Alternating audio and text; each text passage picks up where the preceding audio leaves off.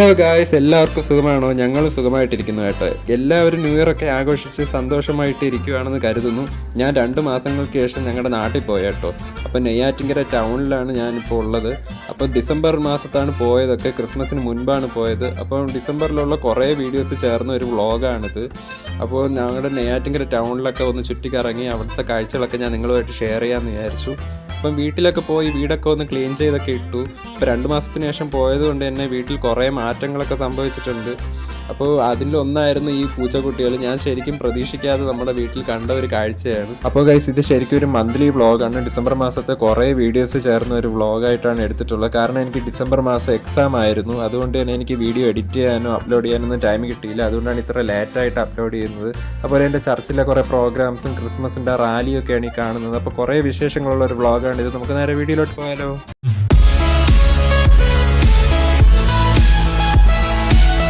Hello guys, എല്ലാവർക്കും happy new year ഒരിക്കൽ കൂടെ പറയുകയാണ്. കാരണം 2024 ഞാൻ ഏറ്റവും അവസാനമായിട്ട് എടുത്ത വ്ളോഗ് ഇതായിരുന്നു.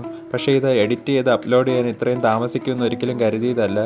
അപ്പോൾ ഞാനിവിടെ ഞങ്ങളുടെ നെയ്യാറ്റിൻകരയുള്ള വീട്ടിൽ 2 മാസത്തിന് ശേഷം ചെന്നപ്പോൾ കണ്ട കാഴ്ചയാണിത്. അവിടെ നമ്മുടെ അടുക്കള ഭാഗത്തായിട്ട് കുറേ കാർഡ്ബോർഡ് ബോക്സുകൾ കൂട്ടിയിട്ടിട്ടുണ്ടായിരുന്നു. അന്ന് കുറേ സാധനങ്ങൾ വാങ്ങിച്ചപ്പോൾ കിട്ടിയ ബോക്സുകളാണ്. അപ്പോൾ അതിൻ്റെ അകത്ത് ഈ പൂച്ചക്കുട്ടികൾ ഇങ്ങനെ കിടക്കുന്ന കണ്ടു. അപ്പോൾ തലേന്ന് രാത്രി ഇവിടെ പൂച്ചയുടെ ശബ്ദമൊക്കെ നമ്മൾ കേട്ടായിരുന്നു. ഞങ്ങൾ വന്നതിൻ്റെ അന്നാണ് ഈ പൂച്ച ഇവിടെ പ്രസവിച്ചതെന്ന് തോന്നുന്നു. അപ്പോൾ ഈ സംഭവം ഉണ്ടായതിൻ്റെ അന്ന് തന്നെ നമുക്കിവിടെ വരാൻ പറ്റി. അതുകൊണ്ട് ഈ കാഴ്ച കാണാനും പറ്റി. ഞാൻ രാവിലെ ഉറക്കം എഴുന്നേറ്റ ഉടൻ തന്നെ ആദ്യം ഇവിടെയാണ് വന്ന് നോക്കിയത്. അപ്പോൾ 3 കുഞ്ഞു പൂച്ചക്കുട്ടികളായിരുന്നു. നല്ല ഭംഗിയായിരുന്നു എല്ലാത്തിനെയും കാണാൻ. രാത്രി അമ്മ പൂച്ചയുടെ ശബ്ദം കേട്ടിട്ട് ഞാൻ അതിന് ഫുഡൊക്കെ വെച്ച് കൊടുത്തിട്ടുണ്ടായിരുന്നു. ഈ പൂച്ചക്കുട്ടികളുടെ അതിൻ്റെ കണ്ണൊന്നും തുറന്നിട്ടുണ്ടായിരുന്നില്ല. അപ്പോൾ നിങ്ങൾക്ക് നോക്കുകയാണെങ്കിൽ ഇവിടെ മനസ്സിലായി ഈ അടുക്കള ഭാഗം എല്ലാം അടച്ചിട്ടാണുള്ളത്. പക്ഷേ ഈ അമ്മ പൂച്ച ഏത് വഴിയാണ് ഇതിൻ്റെ ഉള്ളിൽ കയറിയെന്ന് അറിയില്ല. അപ്പോൾ ഞാൻ എന്തായാലും ആ പൂച്ചക്കുട്ടികൾ ആ ബോക്സോട് വഴി എടുത്ത് വീട്ടിന് പുറത്ത് വെച്ചു. കാരണം ഞങ്ങളന്ന് രാത്രിയോ അടുത്ത ദിവസം രാവിലെയോ തിരിച്ചു പോവുകയാണെങ്കിൽ വീട് പൂട്ടിയിട്ടിട്ട് വേണം പോകാൻ. അപ്പോൾ ഈ പൂച്ചക്കുട്ടികൾ അവിടെ കുടുങ്ങിപ്പോയാലോ എന്ന് വിചാരിച്ചിട്ട് പിന്നെ അതൊരു പ്രശ്നമാവും. അതുകൊണ്ട് ഞാൻ തന്നെ പുറത്ത് വെച്ചു. എന്തായാലും പൂച്ചക്കുട്ടികളൊക്കെ ഈ ചൂടടിച്ചിട്ട് അങ്ങനെ അമ്മ പൂച്ചയെ വിളിച്ച് കരയുന്നുണ്ടായിരുന്നു. അപ്പോൾ ഞാൻ എന്തായാലും അമ്മ പൂച്ച എടുത്തുകൊണ്ട് പോകുമെന്ന് വിചാരിക്കുന്നുണ്ട്. അപ്പം ഞാൻ എന്തായാലും വന്നതിൻ്റെ അന്ന് തന്നെ രാത്രി വീടെല്ലാം ക്ലീൻ ചെയ്തിട്ടു. കാരണം അടുത്ത ദിവസം രാവിലെ എഴുന്നേറ്റ് ഇനി ക്ലീൻ ചെയ്യാനുള്ള മടി കാരണം 2 മാസം കഴിഞ്ഞ് വന്നപ്പോഴേക്കും പെട്ടെന്ന് തന്നെ വീടെല്ലാം പൊടിയടിച്ച് വലയെല്ലാം കയറി വൃത്തികേടായിട്ട് കിടക്കുകയായിരുന്നു. എന്തായാലും രാവിലെ വൃത്തിയാക്കി ഇട്ടത് കൊണ്ട് തന്നെ എഴുന്നേറ്റ ഉടൻ തന്നെ നല്ല രീതിയിൽ വീട് വൃത്തിയായിട്ട് കിടക്കുന്നുണ്ട്. അപ്പം വീടിൻ്റെ പുറത്തെല്ലാം വൃത്തിയാക്കാനുണ്ട്. ഇനി വീടിൻ്റെ മുറ്റമൊക്കെ ക്ലീൻ ചെയ്യാനുണ്ട്. നിറയെ ഇലയെല്ലാം വീണ് കിടക്കുകയാണ്. പിന്നെ പുല്ലെല്ലാം ഞങ്ങൾ ഇടയ്ക്കൊക്കെ വരുമ്പോൾ വെട്ടി വൃത്തിയാക്കിയതുകൊണ്ടാണ് ഇത്രയെങ്കിലും വൃത്തിയായിട്ട് കിടക്കുന്നത്. അപ്പം ഞാൻ പുറത്തെടുത്ത് വെച്ച ആ ബോക്സാണ് നിങ്ങൾ കാണുന്നത്. അപ്പം ഞാൻ നോക്കി നിന്നപ്പോൾ തന്നെ അമ്മ പൂച്ച വന്ന് എല്ലാ കുഞ്ഞുങ്ങളെയും എടുത്തുകൊണ്ട് പോകുന്നുണ്ട്. അപ്പോൾ അതുകൊണ്ടിപ്പോൾ എനിക്കൊരു സന്തോഷം തോന്നി. ഈ വീട്ടിൽ ആൾതാമസം ഇല്ലാതെ കിടക്കുന്നതുകൊണ്ടാണ് ശരിക്കും ഇങ്ങനത്തെ കാര്യങ്ങളൊക്കെ സംഭവിക്കുന്നത്. ഇതിൻ്റെ അകത്ത് ഇതിനു മുമ്പേയും പല ജീവികളെയും ഞാൻ കണ്ടിട്ടുണ്ട്. അപ്പോൾ ഞങ്ങളിവിടെ വരുമ്പോൾ ഇതാണ് മെയിനായിട്ട് നമുക്ക് പറ്റുന്ന ഒരു പ്രശ്നം. കഴിഞ്ഞ തവണ ഇവിടെ വന്നപ്പോൾ എലിയും മരപ്പട്ടിയൊക്കെ ആയിരുന്നു പ്രശ്നം. ഇത്തവണ പൂച്ചയായിരുന്നു എന്ന് മാത്രം. എന്തായാലും അമ്മ പൂച്ച എല്ലാ പൂച്ചകളെയും എടുത്തുകൊണ്ട് പോയിട്ട് എന്നെ ഒന്ന് നോക്കി ചിരിച്ചിട്ടുണ്ട്. അപ്പോൾ ഞാൻ ഈ വീട്ടിലെ കുറച്ച് കാഴ്ചകളൊക്കെ കാണിച്ചു തരാം. ഇവിടെ കുറേ നാളായിട്ട് അടച്ചു കിടന്നുകൊണ്ട് തന്നെ വീട് ക്ലീൻ ചെയ്യാൻ കുറച്ച് സമയം എടുത്തു. അപ്പോൾ എന്തായാലും ഈ വീടൊന്ന് റെനോവേറ്റ് ചെയ്ത് ഞാൻ ഉടനെ തന്നെ വാടകയ്ക്ക് കൊടുക്കാമെന്നാണ് കരുതുന്നത്. അപ്പോൾ അതിൻ്റെ പണികളൊക്കെ ഉടനെ തുടങ്ങും. അപ്പോൾ ഈ വീട് നല്ല കാറ്റും വെളിച്ചമൊക്കെ കയറുന്ന വീടായതുകൊണ്ട് തന്നെ എനിക്കിവിടെ വരുമ്പോൾ ഭയങ്കര സന്തോഷമാണ്. പിന്നെ ഓടിട്ട പഴയ സ്റ്റൈൽ വീടാണ്. എപ്പോഴും ഒരു തണുപ്പ് ഇവിടെ കാണും. പിന്നെ ഇവിടെ നിറയെ ചെടികളും പഴങ്ങളൊക്കെ ഉള്ള മരങ്ങളൊക്കെ ഉണ്ട്. അപ്പോൾ ഇതിനൊക്കെ വെള്ളം ഒഴിക്കും. അങ്ങനെ കുറേ പണികളാണ് എനിക്കിവിടെ വരുമ്പോൾ ചെയ്യാനുള്ളത്. ഇതൊക്കെ ചെയ്തിട്ട് എനിക്കിവിടെ വരുമ്പോൾ ബോറടി തോന്നുകയാണെങ്കിൽ ഞാൻ ചെയ്യുന്ന ഒരു പരിപാടിയാണ് ഇൻസ്റ്റയിൽ റീൽ എടുക്കുക എന്നുള്ളത്. അപ്പോൾ നിങ്ങളും കുറച്ച് ഷോർട്ട് വീഡിയോസൊക്കെ കണ്ടിട്ടുണ്ടായിരിക്കും ഞാനും ചേട്ടനും ഒക്കെ ആയിട്ടുള്ളത്. അതിലൊന്ന് ഞാൻ കാണിച്ചു തരാം. ഞാൻ ആകെ കൺഫ്യൂഷൻ. അവന് നിന്റെ അമ്മയുടെ ചായ തോന്നുന്നില്ലേ? എനിക്ക് തന്നില്ല എന്റെ അമ്മ ചായ, പിന്നെ അവന്. ഏതായാലും സത്യമറിയാൻ സുമതിയടത്തേക്കൊന്ന് എഴുതുന്നുണ്ട്. അത് പറഞ്ഞപ്പോ നീ എന്തിനാ ഞെട്ടിയത്? കുട്ടി മാമയ്ക്ക് എന്നെ വിശ്വാസമില്ലല്ലോ എന്നോർത്തപ്പോ ഞാൻ ഞെട്ടി മാമ. അപ്പോൾ എൻ്റെ ചേട്ടന് ഈ റീൽസ് ഒന്നും വലിയ ഇഷ്ടമില്ലെങ്കിലും ഞാൻ നിർബന്ധിച്ച് ചെയ്യിക്കാറുണ്ട്. അപ്പോൾ എൻ്റെ ചേട്ടൻ എപ്പോഴും പറയും ഇവിടെ വരുമ്പോൾ ബോറടിയാണെന്ന്. പക്ഷേ എനിക്കിവിടെ വരുമ്പോൾ ബോറടിക്കാറില്ല ഗൈസ്. കാരണം എനിക്കിവിടെ എപ്പോഴും ക്ലീൻ ചെയ്യാനും പല കാര്യങ്ങളും ചെയ്യാനുള്ളതുകൊണ്ട് ഒട്ടും സമയം കിട്ടാറില്ല. അപ്പോൾ എന്തായാലും രാത്രി ഒരു 7:30 ആയപ്പോൾ ഞങ്ങളൊന്ന് വിചാരിച്ചു പുറത്തോട്ടൊക്കെ ഒന്ന് പോയിട്ട് വരാമെന്ന്. കാരണം കുട്ടിക്കാലത്ത് ഞങ്ങൾ ഇവിടെ ആയിരുന്നു താമസിച്ചിരുന്നത്. അന്ന് ഇതുപോലെ നമ്മൾ നെയ്യാറ്റിൻകര ടൗണിലൊക്കെ നടക്കാൻ ഇറങ്ങാറുണ്ട് രാത്രി സമയത്ത്. ഞങ്ങളിപ്പോൾ ഉള്ളത് നെയ്യാറ്റിൻകര ശ്രീകൃഷ്ണ സ്വാമി ക്ഷേത്രത്തിൻ്റെ മുന്നിലാണ്. പണ്ട് നമ്മൾ ഈ ക്ഷേത്രത്തിൻ്റെ ഉള്ളിലൊക്കെ കയറിയിട്ടുണ്ട്. ഇപ്പോൾ അങ്ങനെ കയറാൻ പറ്റുമോ എന്നറിയില്ല. എന്തായാലും അതിന് മുന്നിലെ പാർക്കിലൊക്കെ ഞങ്ങളൊന്ന് പോയി നോക്കി. അപ്പോൾ തിരുവനന്തപുരം കന്യാകുമാരി NH റോഡാണ് ഈ കാണുന്നത്, മെയിൻ റോഡാണ്. അങ്ങനെ ഞങ്ങൾ പഴയ കാര്യങ്ങളൊക്കെ പറഞ്ഞ് ഇങ്ങനെ നടക്കുകയാണ്. രാത്രി ഇതുപോലെ കാര്യങ്ങളൊക്കെ പറഞ്ഞ് സംസാരിച്ച് നടക്കുമ്പോൾ സമയം പോകുന്നതേ അറിയില്ല ഗൈസ്. എന്തായാലും ഇവിടെ നിന്ന് ബസ് സ്റ്റാൻഡിലോട്ട് പോകുന്ന വഴിയാണ് ഗൈസ് ഇത്. അപ്പോൾ ഇവിടെ ഒരു ബേക്കറി ഉണ്ട്. ഇവിടെ നിന്ന് കുറച്ച് സാധനം വാങ്ങിക്കാനാണ് ഞാനിവിടെ വന്നത്. SN ബേക്കറിയുടെ മുമ്പിലാണ് ഞാനിപ്പോൾ ഉള്ളത്. കുറേ വർഷം പഴക്കമുള്ള ബേക്കറിയാണ്. 1958 തുടങ്ങിയ ബേക്കറിയാണിത്. അപ്പോൾ എൻ്റെ അപ്പൂപ്പ എനിക്ക് പണ്ട് മുതലേ ഇവിടെ നിന്ന് കുറേ ഫുഡ് ഐറ്റംസ് ഒക്കെ വാങ്ങിച്ചുകൊണ്ട് തരുമായിരുന്നു. അങ്ങനെ ഞാൻ ഇവിടുത്തെ അഡിക്റ്റ് ആയിട്ടുണ്ട്. ഇവിടുത്തെ ഒരു സ്പെഷ്യൽ ഐറ്റമാണ് ഈ ദിൽഖുഷ്. കാരണം ഇത് നല്ല ചൂടോടെ ഇവിടെ ഉണ്ടാക്കാറുണ്ട്. 3 ദിവസത്തിൽ കൂടുതൽ ഇരിക്കില്ല, അത്ര ഫ്രഷ് ആയിട്ടുള്ള സാധനമാണ്. ഇത് വേറെ ഒന്നും അവർ ചേർക്കാറില്ല, അത്ര നല്ല സാധനമാണ്. കേരളത്തിൽ വേറെയും ദിൽഖുഷൊക്കെ കിട്ടുമായിരിക്കും പലയിടത്തും, പക്ഷേ ഇത്രയും നല്ല ടേസ്റ്റുള്ള സാധനം ഞാൻ ഒരിടത്തും കണ്ടിട്ടില്ല. അത്ര സോഫ്റ്റ് ആയിട്ടാണ് ഇരിക്കുന്നത്. അപ്പോൾ 10 വർഷം മുമ്പൊക്കെ ആണെങ്കിൽ വേറൊരു ഫീലിങ്സ് ആണ് ഇതിന് വരുന്നത്. ഇപ്പോൾ ഇതിന് വേറെ ടേസ്റ്റാണ്. എൻ്റെ അപ്പൂപ്പ എനിക്ക് നല്ല ഓർമ്മയുണ്ട്. കുട്ടിക്കാലത്ത് ഒരു 3 മണി 4 മണി സമയത്തൊക്കെ വൈകുന്നേരം എനിക്ക് ഈ ദിൽഖുഷ് നല്ല ചൂടോടെ വാങ്ങിച്ചുകൊണ്ട് വരുമായിരുന്നു. ഒരാൾക്ക് ഒറ്റയ്ക്ക് ഇരുന്ന് അത് മുഴുവൻ കഴിക്കാൻ പറ്റും, അത്ര ടേസ്റ്റാണ്. അതുപോലെ ഇവിടെയുള്ള എല്ലാ ഐറ്റംസും നല്ല രുചിയാണ്. അപ്പോൾ ഞാനിവിടെ വരുമ്പോൾ സ്ഥിരം ഇതൊക്കെ വാങ്ങാറുണ്ട്. അപ്പോൾ ഇതൊക്കെ വാങ്ങിയിട്ട് ഞാൻ പുറത്തേക്ക് കടന്നു. അപ്പോൾ ഇനി നേരെ ഞങ്ങൾ വീട്ടിലേക്കാണ് പോകുന്നത്. അപ്പോൾ ഇത് NH റോഡായതുകൊണ്ട് തന്നെ എപ്പോഴും വാഹനങ്ങൾ ഇങ്ങനെ വന്നുകൊണ്ടേയിരിക്കും, ഭയങ്കര തിരക്കാണ്. അപ്പോൾ നെയ്യാറ്റിൻകര എന്ന് പറയുന്നത് നമ്മുടെ തമിഴ്നാട് ബോർഡറിൻ്റെ അടുത്തായിട്ട് വരുന്നൊരു സ്ഥലമാണ്. അതുകൊണ്ട് തന്നെ എപ്പോഴും വണ്ടികളാണ് അങ്ങോട്ടും ഇങ്ങോട്ടും. ഞങ്ങളുടെ വീടിൻ്റെ അടുത്തുള്ള ഒരു ജംഗ്ഷനിൽ എത്തിയിട്ടുണ്ട്. ഇവിടെ ഒരു സൂപ്പർ മാർക്കറ്റ് ഉണ്ട്. ഞങ്ങൾ ഇവിടെ നിന്നാണ് സ്ഥിരം സാധനങ്ങളൊക്കെ വാങ്ങിക്കുന്നത്. ഇവിടെ നിന്ന് വീട്ടിലേക്ക് നടക്കാനൊരു ഇടവഴിയുണ്ട്. ഞങ്ങളിപ്പോൾ അങ്ങോട്ട് നടക്കുകയാണ്. അപ്പോൾ കയ്യിൽ മൊത്തം ഫുഡ് ഐറ്റംസ് മാത്രമേ ഉള്ളൂ. ആഹാര സാധനങ്ങൾ മാത്രം വാങ്ങിക്കൊണ്ട് പോകുമ്പോൾ ഒരു പ്രത്യേക സന്തോഷമാണല്ലോ ഗൈസ്. എന്തായാലും അടുത്ത ദിവസം രാവിലെ കഴിക്കാനുള്ള ഫുഡും കൂടെ ഞാൻ വാങ്ങിയിട്ടുണ്ട്.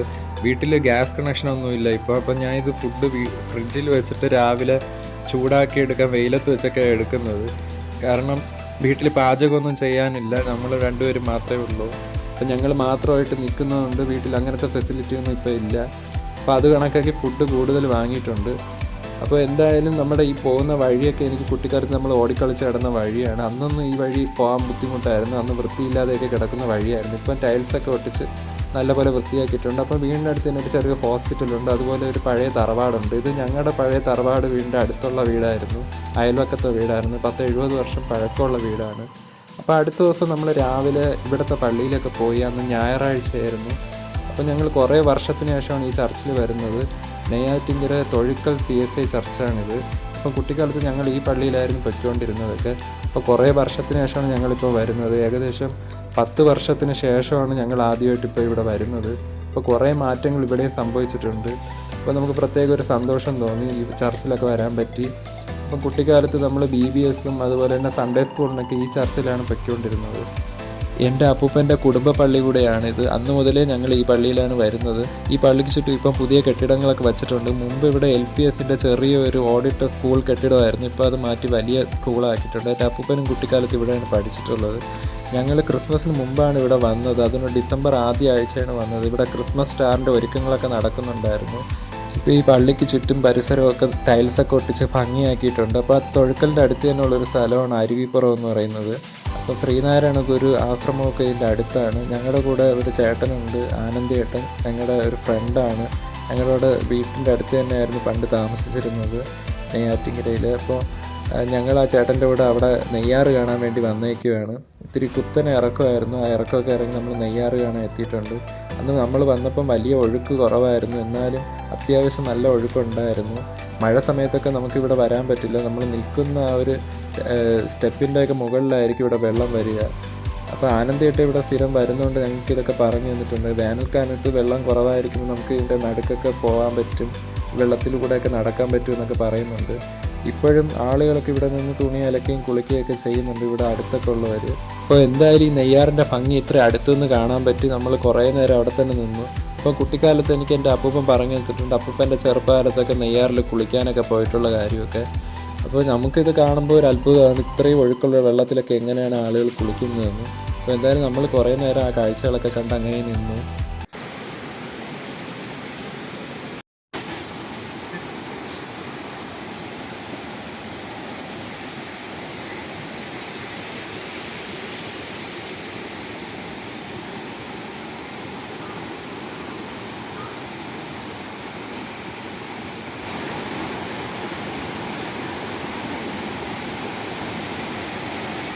അപ്പോൾ അതിനുശേഷം ഞങ്ങൾ ആനന്ദേട്ടൻ വീട്ടിലൊക്കെ കൊണ്ടുപോയി വിട്ടു. കുറേ വർഷങ്ങൾക്ക് ശേഷമാണ് ഞങ്ങൾ തമ്മിൽ കാണുന്നത്. അതുകൊണ്ട് കുറേ വിശേഷങ്ങളൊക്കെ പറയാനുണ്ടായിരുന്നു.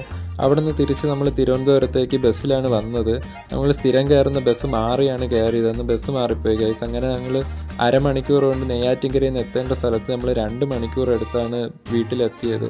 എന്തായാലും ബസ്സിലിരുന്ന് നമ്മൾ കുറേ കാഴ്ചകളൊക്കെ കണ്ട് അങ്ങനെ ഇരുന്നു. പുറത്ത് നല്ല മഴയും അതുപോലെ തന്നെ വെയിലും ഒരേപോലെ ഉണ്ട് ഗൈസ്. അപ്പോൾ നമ്മൾ പണ്ട് കുട്ടിക്കാലത്തൊക്കെ പറയുന്ന പോലെ കുറുക്കൻ്റെ കല്യാണമാണെന്ന് വിചാരിച്ചു.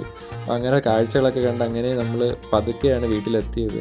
അപ്പോൾ ഇനിയുള്ള കാഴ്ചകളൊക്കെ ക്രിസ്മസ് ടൈമിലുള്ളതാണ്. ഞാൻ എങ്ങോട്ടാണ് ഈ മുണ്ടൊക്കെ കൊടുത്ത് പോകുന്നതെന്ന് നിങ്ങൾ വിചാരിക്കുന്നുണ്ടായിരിക്കും. അന്ന് നമ്മുടെ പള്ളിയിൽ ഒരു ക്രിസ്മസിൻ്റെ റാലി ഉണ്ടായിരുന്നു ഗൈസ്. അപ്പോൾ എനിക്ക് അന്നൊരു അബദ്ധം പറ്റി. എൻ്റെ കയ്യിൽ വേറെ മുണ്ടൊക്കെ ഉണ്ടായിരുന്നു ഗൈസ്. ഞാൻ സാധാരണ മുണ്ടൊക്കെ ഉടുക്കാറില്ല, അതുകൊണ്ട് എനിക്കത് അത്ര കംഫർട്ടബിളായിട്ട് തോന്നാറില്ല. അപ്പോൾ എൻ്റെ കയ്യിൽ ഡബിൾ മുണ്ടാണ് ഉണ്ടായിരുന്നത്. അതുകൊണ്ട് ഇതിന് ഉടുക്കാൻ വേണ്ടി ഞാൻ പുതിയ മുണ്ടൊക്കെ വാങ്ങിച്ച് ഉടുത്ത് സെറ്റ് ആയിട്ടൊക്കെ പോയി. പക്ഷേ എനിക്ക് ഒട്ടും മുണ്ടെടുത്ത് നടക്കാൻ പറ്റിയില്ല. അപ്പോൾ കഴിഞ്ഞ വർഷത്തെ എൻ്റെ ബ്ലോഗ് കണ്ടിട്ടുള്ളവർക്ക് അറിയാം, ഞാനായിരുന്നു കഴിഞ്ഞ വർഷത്തെ റാലിയിലെ ക്രിസ്മസ് ഫാദർക്ക്. ആ വീഡിയോ ഒക്കെ എൻ്റെ യൂട്യൂബ് ചാനലിലുണ്ട്. അപ്പോൾ കണ്ടിട്ടില്ലാത്തവരൊക്കെ കയറി കാണുക. അപ്പോൾ ക്രിസ്മസ് ടൈമിൽ ഏറ്റവും വലിയൊരു ആഘോഷം, ഒരു സന്തോഷം എന്ന് പറയുന്നത് ഇതുപോലത്തെ ഫങ്ഷൻസിനൊക്കെ പോവുക എന്നുള്ളതാണ്. അപ്പോൾ ഞങ്ങളുടെ ചർച്ചിൻ്റെ ഒരു ചെറിയ റാലിയായിരുന്നു. അപ്പോൾ ഇത്തവണ എന്തായാലും എനിക്ക് ക്രിസ്മസ് ഫാദർ ആകാൻ പറ്റില്ല എന്ന് ഞാൻ ആദ്യമേ കരുതി. അതുകൊണ്ട് തന്നെ ഈ റാലിയിലാണ് പങ്കെടുത്തത്. അപ്പോൾ എൻ്റെ ഡ്രസ് കോഡ് ഇങ്ങനെ ആയതുകൊണ്ട് തന്നെ എല്ലാവരും ഒരുപോലെ മുണ്ടൊക്കെ ഉടുത്ത് വരുമെന്നാണ് ഞാൻ കരുതിയത്. പക്ഷേ പലരും മുണ്ടൊന്നും എടുത്തിട്ടില്ലായിരുന്നു. എനിക്കാണെങ്കിൽ മുണ്ടുടുത്ത് ഒട്ടും നടക്കാൻ ഭയങ്കര ബുദ്ധിമുട്ടായിരുന്നു. എന്നിട്ട് ഞാൻ ഇങ്ങനെയൊക്കെ അഡ്ജസ്റ്റ് ചെയ്ത് നടക്കുകയായിരുന്നു. അന്ന് വീട്ടിലെത്തിയപ്പോൾ എനിക്ക് കാലൊക്കെ നല്ല വേദന ഉണ്ടായിരുന്നു. കാരണം ഞാനന്ന് മുണ്ടുടുത്തപ്പോൾ ടൈറ്റ് ചെയ്താണ് ഉടുത്തത്. അതുകൊണ്ട് എനിക്ക് കാലടുപ്പിച്ച് വെച്ചാണ് ഞാൻ നടന്നതൊക്കെ. അന്ന് ഞാൻ കൈ കാണിച്ചത് എൻ്റെ അമ്മൂമ്മയ്ക്കാണ് കേട്ടോ. അപ്പോൾ അമ്മൂമ്മ വീടിൻ്റെ ഫ്രണ്ടിൽ തന്നെ ഇരിപ്പുണ്ടായിരുന്നു. പിന്നെ എനിക്ക് വീഡിയോ ഒക്കെ എടുത്തു തന്നത് എൻ്റെ ചേട്ടനാണ്. അവൻ റാലിക്ക് നടക്കാൻ മടിച്ചിട്ട് വന്നില്ല. അപ്പോൾ ഇത് വണ്ടിയിരുന്ന് പോകുന്ന കണ്ടപ്പോൾ എനിക്ക് കഴിഞ്ഞ വർഷം ഞാനിതുപോലെ ഇരുന്ന് പോയതാണ് എനിക്ക് ഓർമ്മ വന്നത്. ഇത്തവണ വേറൊരു പയ്യനാണ് ക്രിസ്മസ് ഫാദറൊക്കെ ആയത്. അന്ന് ചെറിയ വണ്ടിയിലായിരുന്നു ഞാൻ ഇരുന്നത്. അതുകൊണ്ട് ഈ ലൈറ്റൊക്കെ മുഖത്തടിച്ചിട്ട് ഞാൻ നല്ലപോലെ ചൂടെടുത്തു. അപ്പോൾ വീണ്ടും ഞാൻ ക്രിസ്മസ് ഒക്കെ കഴിഞ്ഞ ടൈമിൽ വീണ്ടും ഞങ്ങൾ നെയ്യാറ്റിൻകരയിൽ വന്നിട്ടുണ്ട്. അപ്പോൾ ഞങ്ങളുടെ പഴയ പള്ളിയിലുള്ള ഡെക്കറേഷൻസൊക്കെ, ക്രിസ്മസ് ഡെക്കറേഷൻസൊക്കെ കാണാൻ വേണ്ടി വന്നേക്കുവാണ്. എല്ലാ വർഷവും ഇവിടെ ക്രിസ്മസിന് നല്ലപോലെ ഡെക്കറേറ്റ് ചെയ്യാറുണ്ട്. അപ്പോൾ കുറേ വർഷത്തിന് ശേഷമാണ് ഇവിടെ വരുന്നത്. അപ്പോൾ ഇത്തവണ എന്തായാലും വരണമെന്നൊക്കെ വിചാരിച്ച് നമ്മൾ ഡിസംബർ 30 ഇതൊക്കെ കാണാൻ വേണ്ടി വീണ്ടും വന്നേക്കുവാണ്. അപ്പോൾ ഞങ്ങളുടെ വീട്ടിൽ നിന്ന് ഒരു 2.5 കിലോമീറ്റർ ഉണ്ട് ഈ ചർച്ചിലേക്ക്. പക്ഷേ നമ്മൾ നടന്നാണെന്ന് പോയത്. രാത്രി ഈ കാഴ്ചകളൊക്കെ കണ്ട് പതുക്കെ നടന്നു. ആദ്യം വിചാരിച്ച് ബസ്സിൽ പോവാമെന്ന്. പക്ഷേ ബസ്സിൻ്റെ ടൈമൊന്നും എനിക്കറിയില്ലായിരുന്നു. അപ്പോൾ ഇവിടുത്തെ വീടുകളൊക്കെ നല്ലപോലെ ഡെക്കറേറ്റ് ചെയ്തിട്ടുണ്ട്. അതുപോലെ തന്നെ ചർച്ചും നല്ലപോലെ ലൈറ്റൊക്കെ വെച്ച് അറേഞ്ച് ചെയ്തിട്ടുണ്ടായിരുന്നു. അപ്പോൾ കുറേ വർഷത്തിന് ശേഷമാണ് ഇവിടുത്തെ ഈ ഡെക്കറേഷൻസൊക്കെ കാണാൻ വരുന്നത്. അപ്പോൾ ഇവിടുത്തെ കാഴ്ചകളൊക്കെ കണ്ട് അങ്ങനെ നിന്നു. ഇവിടെ നേരിട്ട് കാണാൻ നല്ല ഭംഗിയായിരുന്നു ഗൈസ്. കാരണം ഒരു വലിയൊരു ദൂരത്തേക്കാണ് ഈ ഒരു പുൽക്കൂടൊക്കെ അവർ അറേഞ്ച് ചെയ്തിട്ടുള്ളത്. നിറയെ മഞ്ഞുമല പോലെയൊക്കെ ഡെക്കറേറ്റ് ചെയ്തിട്ടുണ്ട്, നല്ലപോലെ അറേഞ്ച് ചെയ്തിട്ടുണ്ട്.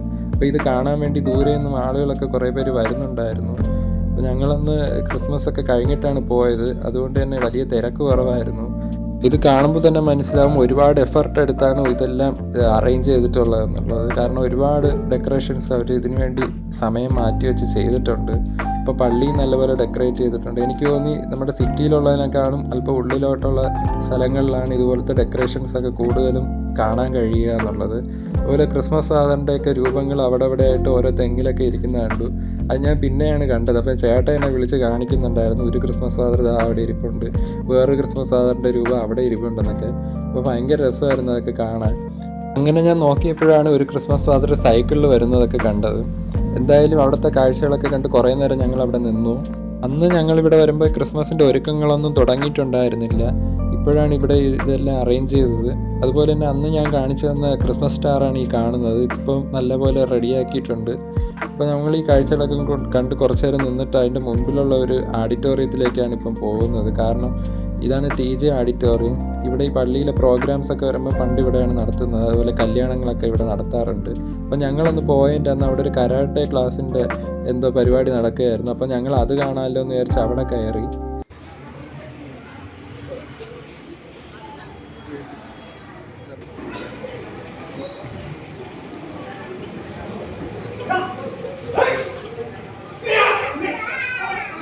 ഇത് കരാട്ടയാണ്. ഡിഫൻസ്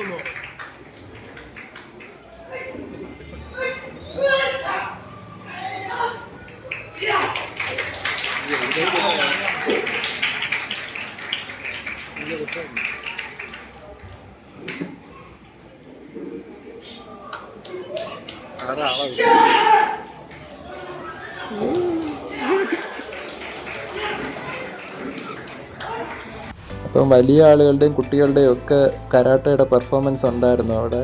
അപ്പോൾ അതൊക്കെ കണ്ട് കുറച്ച് നേരം ഞാനും ചേട്ടനും അവിടെ തന്നെ ഇരുന്നു.